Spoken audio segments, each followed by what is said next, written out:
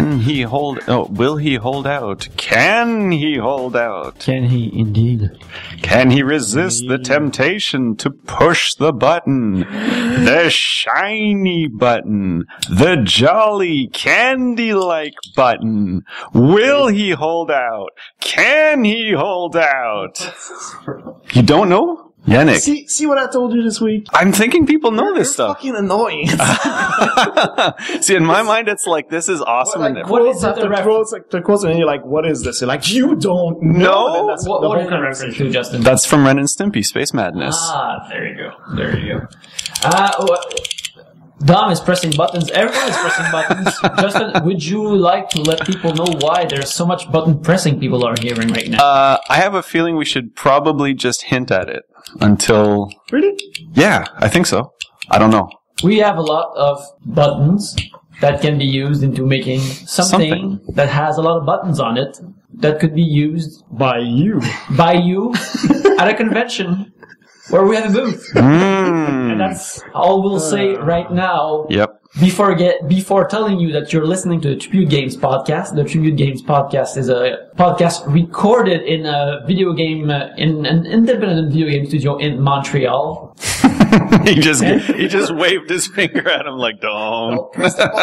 Confiscated the button. You're pushing his buttons, man. Pushing my buttons. So yeah, all that great button banter is pretty much what we're up to while we're making video games. My name is Yannick Belzil. I'm a writer and social media manager at Tribute Games. To my left, there's... Dom 2D, I'm a game designer. And I press some buttons. Yes, and in front of me, there's... Justin Sear, animator, game designer. And at my right... Andy, I'm a programmer. Awesome. So that's going to be a short and sweet episode. Well, we usually... whenever we say short and sweet, they end up sometimes being longer than we expect. Last time it was especially short and sweet. Yeah, That's well, true. they end up being short and sweet for me because I'm editing. That's what I am wishing for. Yeah. So, guys, we had a couple of things happen in the last week. And Justin, you had something happen? Well, before we get to that, let's just say to the folks why we didn't have a podcast last week. Where were you, our fearless host? I was in New York. I was having a couple of days off in New York with my girlfriend, and we went and visited and saw some musicals, had a lot of great food like ramen burgers and such. And that's pretty much it. It was a good time. We went to see musicals. I was 3 meters away from Emma Stone as she got out of Cabaret. She looks like an angel on earth. She's lovely. And that's pretty much it. That's why there was no podcast this week, because I'm in charge of hosting and editing and posting the thing. And you got out just in time, didn't you? Yes, just in time to see her. From the storm of the century. Yes. As they would like to have us believe. Yeah, we just got out in time for just a strong snowfall, not an actual snowstorm. What would just be typically average snowfall for us is yes, exactly. a historic. Everyone is a snow wuss except us in Montreal. You look very relaxed. I think I am. Yeah, well, Dom, we just had a brainstorming session about our upcoming game at a local pub called the Bishops and Bags. Yes. So we had a beer storming. So because of that, I feel like I'm relaxed. Yeah. The ideas flow freely. Yeah. And we took notes. Yeah. We doodled, man. We drew like circles, lines, and then things that are words. Linked to each other. Yes, setting up. That's great. Thinking about characters. It was enemies, actually really great. Environments. I think we're really on the same page. Steph is sick this week, so we can share that with him. But, love you, miss you, buddy. but yeah, no, it was cool. It was nice. We're moving forward. Andy and I are also working on a strong, powerful prototype. Well, it's not even a prototype at this point. It's more like a good first version of the game, without any art still, because Curses is still a lot of work on the art side. Yes, it is. Well, we're getting there. I think maybe to even just kind of describe what's going on in the studio, where we're at is we're actually trying to have 2 productions going on at the same time. Mm-hmm. Which is, a harder task than it seems, It's, you want to sort of split up your, staff and resources, but as one ends, the other one should continue, and it's 1 foot forward and just get that forward momentum. But yeah, so we've got Dom's project, which is closer somewhere to the beginning, middle, and then we've got Curses, which is closer to the end. It's like really at the end, but there's still a lot of polish and a lot of marketing stuff to do, so it's all fair. Marketing stuff like the screenshots that were released today. Yes, people are excited about the dinosaur boss, the Triceratops, that I called Tritorn. Tritorn? That's a good name. Why couldn't you be the one naming dinosaurs? Well, it was before my time. Could you rename all the dinosaurs and just be like the Yannick Dictionary of Dinosaurs? Yes. Yeah, I think so. Dinosaur Dictionary? Yeah. Not bad. Dinopedia. Dinopedia. For sure. But yeah, the screenshot was really great this week. And you actually showed was it that monster that you showed? No, you showed another dinosaur. Yes. At IGDA. Yeah, we just had a Tyrannosaurus Rex looking type enemy at the IGDA, which is what you were alluding to earlier, and I think we should probably get right into that now. Yes. What is the IGDA, Justin? The Independent Games Development Association? International Games Development Association. So close. Thanks, though. No problem. But yeah, so they have, I guess, an annual demo night. Here in Montreal. Yes. So the Montreal chapter, once a year, they'll get all the willing developers to show their wares. And we represented. Yeah. And to my right, Dom also had something to show. I showed Closed Castles a little bit. And what's Closed Castles? I talked about it previously in the podcast, but it's a very casual strategy game on a grid for 2 players, local multiplayer. And I showed it right before you, right? Yes, which was cool. Yeah. I think Curses had a really, really solid showing, revealing a couple of monsters, revealing a lovely little feature that made people laugh a whole lot. Yeah, it was... So how does that happen, though? You guys, walk people through, how do you show up the game first? How did we show off the game? Yeah, it's theater of the mind, Justin. Theater, people did not see it, so you have to explain it to them. Okay. Yeah, no, go ahead. I was just going to say, they basically asked for any submission, any game, and they picked 21 games this time to show for 5 minutes each. It was 3 batches of 7, and they accepted ours, I guess. So that's 105 minutes of games. Yeah. That's 4 minutes more than the length of Grown Ups 2. Well, we're not supposed to talk about grown-ups to another podcast. Yeah, that's a podcast. That's about hours. Yes. It's the important measure of time. It's how things compare to. I don't think about things as being 101 minute long now. I think about them being grown-ups 2 length. In fractions of, grown-ups. Oh, okay. But, so yeah, I guess we were selected. Because the game is awesome. Yeah. It's, it basically is not very different from what we showed from PAX last year. It would be what we'd call a vertical slice. It shows most of the features that you would have in the game.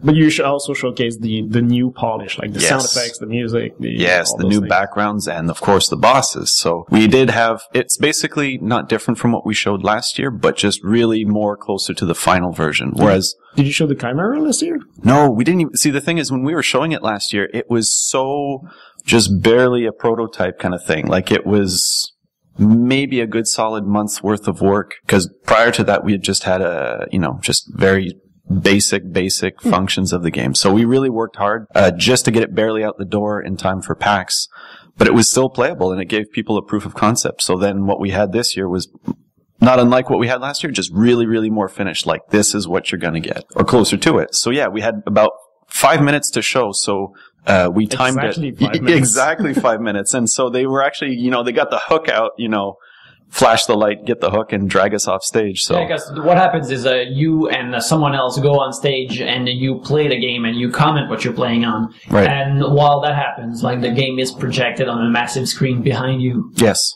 Yeah, and 600 people were watching. Yeah. It was pretty incredible. It was cool. It was a lot of stress, though. Whenever you do presentations like that, you're just so nervous, because I think we're all pretty like-minded. We're all nerds, and we don't like to... I'm not. Well, but nice try. I am a cool rocker dude. Yeah. But I don't think we did a lot of sports and things where we got to show off for live crowds. We just don't have enough public appearances experience, I guess. Exactly. That's kind of more what I'm getting to. So, it's always really nerve-wracking when you do stuff like this, just for lack of not having a lot of experience doing it. Yeah. So, you spend a lot of time rehearsing it in your head. You just have your best to have a speech prepared. I think Dom actually pulled it off a little bit better in that he had 2 of his friends play and he just did commentary, whereas I sort of had to do double duty and split my brain in half play and comment at the same time. So I had a little cheat sheet of notes, but I think I burnt through it in the first minute. Yeah. It goes by really fast. And then I looked at the time, I'm like, 4 minutes left. Fuck. But since you were showing the game, it was easier for you to talk naturally because we're talking about what was happening. Yeah. So it felt really good. Yeah. I mean, and I'm judging from what people had to say because I could only see it from my side, but generally speaking, I think it was super well received. We got a few pops at a few times, like, there's an important dancing mechanic that was added. And people seem to respond to it, so that was fun. Yeah, I mean I think we pulled it off. Yeah, it was great. It's weird because I think you and I didn't have the same goal at that night. Like you are showing off Curses, which is about to come out, and it's a commercial product. It's very much your baby, but it's still something you want to sell. And well, I was just going there to practice my public speaking, basically. Well, it's like we don't have any media training like people do at Ubisoft or stuff like that. But this is my way of practicing. Yeah. Just going in front of the public and showing a game while it's not a very high risk game. Like Closed Castles is a small project. Sure. It's not even my design. So, it's very risk-free. You are showing your little baby that's about to come out and everything. There's a lot more pressure there. Yeah, but it's fun to see the contrasts too because again, like you guys, it's Asher Volmer. But, so it's like you and Asher Volmer who are, pretty high-profile guys. So there was, I think, an expectation going into where people are like, oh, this is, I know all these people. So it was fun. Yeah, I think it was a good time. Good success for everybody. Thank you. Your timing was especially perfect because you really finished your 5 minutes, your boss, exactly at the 5-minute mark, which was great. Yeah, and we actually had a small crash, but it happened right after they shut our monitors off, so I don't think people caught on. I think it's because they shut your monitor off that it crashed. Oh, maybe too, because they removed your HDMI. And I had not heard that music track, and it's pretty fantastic. Yeah, I don't know how it sounded too because I could only hear. It was great. Really? Yeah. Cool. Had a lot of bass and it was really good. Props to Patrice Bourgeot. Mm-hmm. It's great to hear the game with the sounds also. It really makes it super arcadey and gamey, which is a total good thing for your game. Awesome. Yeah. And it was fun too to see like all the other entries too because you had a lot of indies, but then but then by the other extreme you also had like I think what was it IDOS that had Hitman. Yeah. So you could see how their presentation was much more rehearsed. Based on the Timothy Oliphant movie? No, the opposite. But these guys have media training, and it shows like they have perfect timing. They're like they're two upstage, like going off one another. Right. Yeah.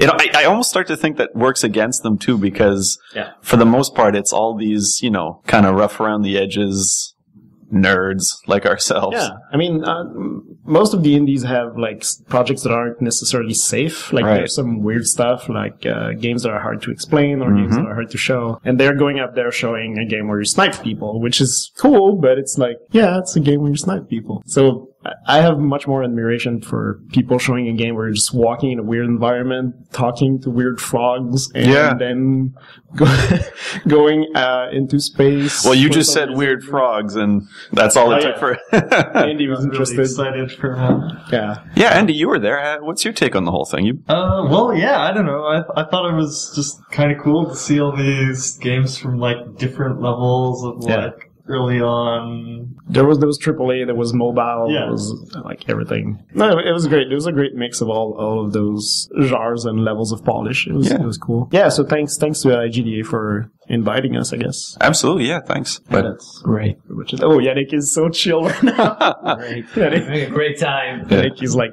keep talking, guys. I don't have to talk. That's great. Well, I wasn't there, so I don't have anything to contribute. That's right. I was catching up on work because I was in New York. So that I feel that is as short and sweet as it gets. Yeah. So nobody has done any has played any games in the past week because we were doing the IGDA thing. I went to a game jam and wait a minute, you were in a game jam? Yeah, it's a game jam. So what are your favorite types of jam, Dominic? Apricot, strawberry. Apricot is really good, but no, blueberry is the best. And blueberry is kind of magical because I keep forgetting to put it in the fridge, and it's still good. Yeah, I don't know how it happens. No matter the climate, it's great. Yeah, I don't know. It's weird. I think like a sugar-free strawberry jam is really, really good as well. Yeah. Traffic jam's not great, though. No, traffic jam is terrible. Jokes. You know what the best jam is, though? NBA jam? Space Jam. Space Jam is pretty good. All right, good riff. I good guess that was the jokes segment of Yeah, our good riffing. If you've ever wonder what it's like to be having lunch with these guys. Yeah. That riffing suite, that was pretty much how it is. That's pretty much how it works at Tribute. Like, there's 99% of the time is we're just working really hard and talking about work, and then there's 1% where we just sit down and we do jokes. And it's weird because all week we just riff. And then once we get to recording, it's like Jefferson Frog. Jefferson Frog? Michigan J Frog. Thank you. From Warner Brothers. Oh, yeah. The frog that you always, for those of you at home who don't know 90-year-old cartoons. Okay, this is a learning segment. Michigan J Frog is a frog that can sing magnificently, and Hello, my baby. Hello, my darling. Yep. And when its owner tries to show it to people, to impresarios, to show business people, it doesn't sing at all. So sometimes it will happen with the Tribute Games podcast. So pretty much we're explaining how what you're not hearing is way more entertaining what you're hearing right now. No, really, it's a lot better. It's a lot better. Yeah. So I don't know why you're listening to this right now, but I appreciate that you are. We all do. And that's a time to end this godforsaken podcast. This 8-minute long podcast. This almost 20 minutes long podcast. Friends, you can find Tribute Games at Tribute Games, tributegames.com and facebook.com/tributegames. You can follow me at Yannick Belzil on Twitter. Dom2D on Twitter. Justin_Sear, Twitter. Eggboy Color on Twitter. Yes, so that's pretty much it. Thanks for listening to us, and we'll be back next week with probably better riffs, more jokes, and way more content about game development. In fact, if you want to have more content about game development, please send us questions through Twitter or Facebook, and then we'll gladly answer them. Send us your love. Yes, your love, your curiosity, your questions. And yeah, those three are pretty good.